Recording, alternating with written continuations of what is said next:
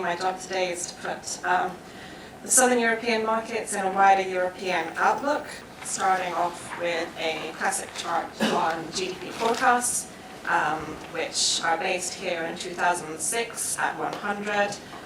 Really what this chart is aiming to do is start to address some of the geopolitical issues we've had at the beginning of this year, some of the uncertainties, namely the global slowdown, volatility in financial markets, as well as Brexit. So this one in particular is addressing the Brexit scenario. So in the black line there, you see the forecast, historic and forecast for the euro area in black. And actually when the consensus was asked what the GDP rates would be in a Brexit scenario, in the dashed line there, there's only a modest downgrade. But on balance, you see some of the core markets, France and Germany, upward trending, and so too the southern markets of Italy, Portugal, and Spain, even in a Brexit scenario.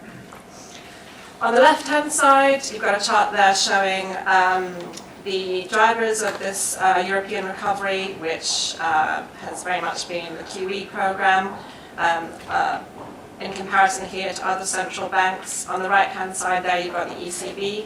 And even with the latest upward revision from 60 to 80 billion euros per month up to March 2017, actually as a percentage of GDP compared to other central banks, so the likes of Bank of Japan, the Fed, the Bank of England, it's still rather modest. So we can expect to see further expansion of this program should these uncertainties continue to prevail in the market. That said, on the right-hand side, what we have seen as a result of these uncertainties is a dip in economic sentiment. So if you see there in the darker line, you see economic sentiment dipping down at the beginning of this year. If we were to see that compared to the last 10 years, it's actually still above the 10-year average. What gives us comfort, however, is that in terms of retail sales, so in the lighter green there, that is still trending up. So just to put that in context, in the UK, for example, in terms of the property market, it was very much the office market that recovered first. In Europe, however, it was very much the retail sectors that recovered first, and here are some of the indicators supporting that. This is just having a bit of fun, addressing, again, another uncertainty. So we just addressed Brexit, this time the volatility in financial markets since the beginning of the year. So these are showing European stocks in the purple line at the bottom, trending down. These are expectations of earnings. But if you break that down into subsectors like retail, travel, and leisure, they're either stable or actually trending up. Again, supporting the fact that in terms of the recovery, it's very much the retailer, the consumer, that has been far more resilient to any uncertainties in the market.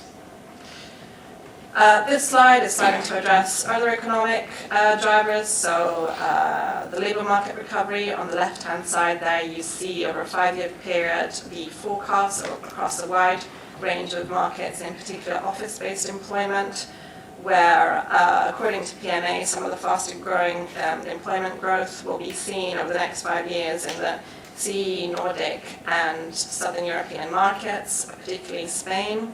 And in fact, on the right-hand side, if we start to look at office rents compared to the previous peak, you'll see in the darker orange bars, compared to the previous peak, there's more scope for the Southern European markets to recover. So Milan, Madrid, Barcelona, so both the Italian and Spanish markets have between 10 and 30% still for rents to recover towards their previous peak. Moving on to our property outlook, just to give you some context on the left-hand side there, starting with investment volumes. By geography, in 2015, we've had record volumes compared to 2007. In the first quarter of this year, however, we've seen a marked slowdown. That said, if you put that in context, this quarter compared to the same quarter last year, we've had a slowdown in Europe of about 10%. But if you should compare that to, say, the UK, where the slowdown was 40%, in the US it's 20%, relatively speaking, the slowdown has been more modest. Perhaps what this bar chart is hiding in terms of detail is the continued strong strength of the southern markets, which, for peripheral, for the confusion, is the southern markets which if we were to roll out the investment volumes this quarter to the next 3 quarters, actually the investment volumes would again beat the previous year, 2015.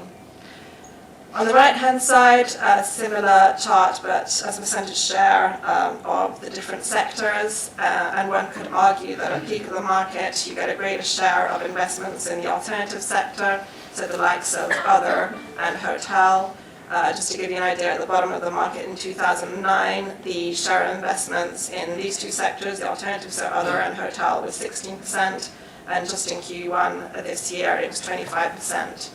That said, we like to argue that it's not necessarily a sign of a bubble, because it's just more a reflection of developers being far more cautious in this cycle, with the pipeline not being turned back on. And so we're just having to become more savvy and look at other opportunities as well, and perhaps become more comfortable with taking on things like operational risk. But that's possibly another subject for another day. So where are we now in terms of prime yields? So this is showing across a number of sectors: retail, shops, offices, and industrial. The bars are showing the cyclical highs and lows over a 15-year period. The red dot is where yields stand today, and the triangles at the 15-year average. So what we're saying is that we're in an environment where we are at historic low levels, save in the industrial sector, where we see some value or scope for further compression from Milan and Madrid industrials. The question is there scope for further yield compression beyond historic lows? This is quite a fun chart showing the Morgan Stanley survey, which is basically asking the consensus their thoughts on when there will be the next interest rate hike measured in months. So for example, if you see in the US in December 2015, that number is 0 months, because rightly or wrongly, interest rates went up. But in the UK and EU, for example, as a result of some of the insurgencies which have very much characterized the beginning of this year, those decisions have been delayed, and we're actually at a time where the consensus believes that the next interest rate hike will be in 42 months' time, so which brings us to the latter part of 2019. Implying further property yield compression. On the left-hand side, giving you an overview of the markets that recovered first. So as I say, in Europe it was retail, in UK it was offices. The first to recover was the retail shop sector. Again, looking at a diverse range of markets across Europe compared to the previous peak. Well, actually, some of these, this is showing rents, these were actually recovered compared to their previous peak. Will they recover? Will they go beyond even more? Is there more scope for rental growth?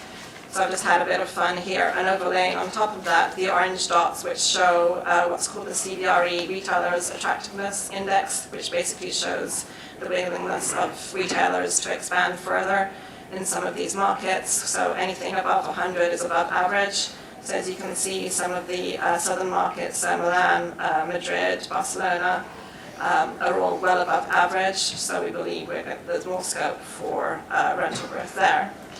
On the right-hand side, this can possibly be best explained by the fact that some of these markets are in tourist areas. So in the bar line, the bars there are showing overnight stays by tourist per resident at city level of the bars, and the national average on the dot. So if the bar is higher than the dot, then this is places where we like to consider as an investment, because the footfall it creates, we have the additional footfall from tourists in addition to the local domestic consumers. Looking at the office sector, which we believe is the next sector to recover, if we look at the supply side dynamics, on the left-hand side there you've got forecasts of pipeline in the red, and in the green you have the historic average. And very much so across Europe the picture is the same, meaning that the historic average is lower than the forecast pipeline, except for offices in Stockholm, where we believe it's partly justified, because if you look at the GDP forecast for Sweden, it's actually forecast to be one of the fastest growing economies in the next 2 years. So perhaps the developers there are far more confident in turning the pipeline back on. But broadly speaking, elsewhere in Europe, it's a far more cautious picture.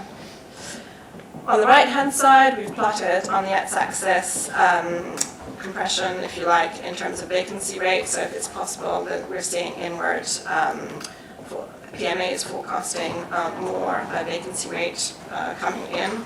And on the y-axis, we've plotted our rental growth forecast. So broadly speaking, you would expect where there's more scope for vacancy rates to come down to see more rental growth.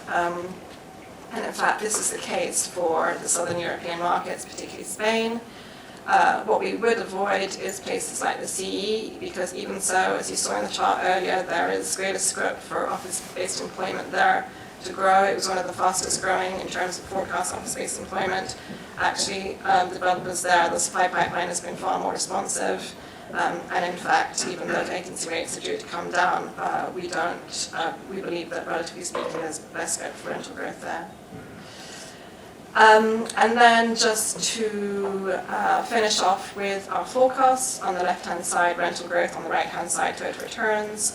So on the left-hand side, we see shopping centres leading the forecast period. If we were to see this a quarter ago, we actually had retail shops there at the top of the sectors leading the forecast period. But actually, it's a lot of the markets, namely the Italian markets, depending on the source that you use, achieved up to 25% rental growth last year. So even though we see more rental growth in the retail shop sector, we believe there'll be some sort of slowdown this quarter, or going forward rather. So actually, the retail sectors still dominate the rental growth picture, but it's actually the shopping centres first, followed by retail shops. And in fact, in the blue in the middle, we actually see the office sector gradually creeping up as the labour market recovers, and the pipeline is limited. This is a very broad picture, just to give you an idea. We forecast 90 markets, so this is a very broad and summarised picture. And then on the right-hand side, we've got total returns at geographic level, so very much the southern European markets still leading the recovery over the next 3 years. We see further yield compression over the next 12 months in these markets. Where we do see stabilization are some of the core markets, namely offices in Paris, and then the 12 months after that, 13 to 24, we see very much stabilization in terms of yields, particularly in the office markets and some of the retail markets in the core countries, but rental growth taken over from there in terms of drivers of total returns, particularly in the southern markets and some of the European markets, namely Nordic markets rather, namely Sweden. And that's the end of my presentation.